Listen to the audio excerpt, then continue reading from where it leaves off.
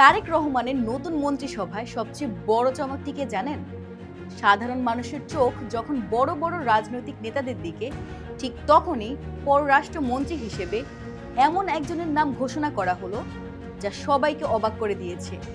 তিনি কোনো প্রথাগত রাজনৈতিক নেতা নন, তিনি একজন মাস্টার মাইন্ড ডিপ্লোম্যাট। বলছি ডক্টর খলিলুর রহমানের কথা। কেন এই গুরুত্বপূর্ণ পদে তাকেই বেছে নেওয়া হলো? কি আছে তার প্রোফাইলে যা তাকে অন্য সবার চেয়ে আলাদা করেছে? চলুন জেনে নিন। ডক্টর খলিলুর রহমান মানেই এক অদম্য মেধা। 1977 সালের বিসিএস পরীক্ষায় তিনি প্রথম স্থান অধিকার করেছিলেন।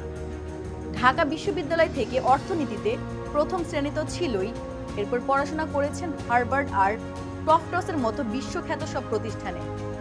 কূটনীতি, আইন আর অর্থনীতি এই তিন বিষয়েই তিনি একজন অসাধারণ বিশেষজ্ঞ। শিক্ষার এই বিশাল ভিত্তি তাকে আন্তর্জাতিক কূটনীতির জটিল পথের একজন কুশলী কারিগর করে তুলেছে। শুধু কি পড়াশোনা, তার অভিজ্ঞতার ঝুলিও প্রচন্ড ভারী। জাতিসংঘে ছিল দীর্ঘ 25 বছরের কাজের অভিজ্ঞতা। আসট্রারের বিশেষ উপদেষ্টা থেকে শুরু করে এলডিসি বা স্বল্পোন্নত দেশগুলোকে নেতৃত্ব দেওয়া সবই তিনি করেছেন দক্ষতার সাথে। সবচেয়ে বড় কথা, 2026 সালে বাংলাদেশ যুক্তরাষ্ট্র বাণিজ্যিক চুক্তির প্রধান আলোচক ছিলেন তিনি। তাই বুঝতেই পারছেন বিশ্ব মোড়লদের সাথে চোখে চোখ রেখে কথা বলার মতো সাহস আর দক্ষতা দুটোরই কমতি নেই তার।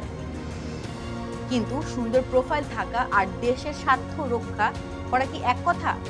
নতুন পররাষ্ট্রমন্ত্রী হিসেবে ডক্টর খলিলুর রহমানের সামনে এখন পাহাড় সমান চ্যালেঞ্জ। প্রতিপক্ষ দেশগুলোর জটিল কূটনীতির চাল কি তিনি ভেঙে দিতে পারবেন? আন্তর্জাতিক অঙ্গনে বাংলাদেশকে কি তিনি নতুন উচ্চতায় নিয়ে যেতে পারবেন? তার এই দীর্ঘ অভিজ্ঞতা কি পারবে বাংলাদেশের বৈদেশিক নীতিকে আমূল পরিবর্তন আনতে?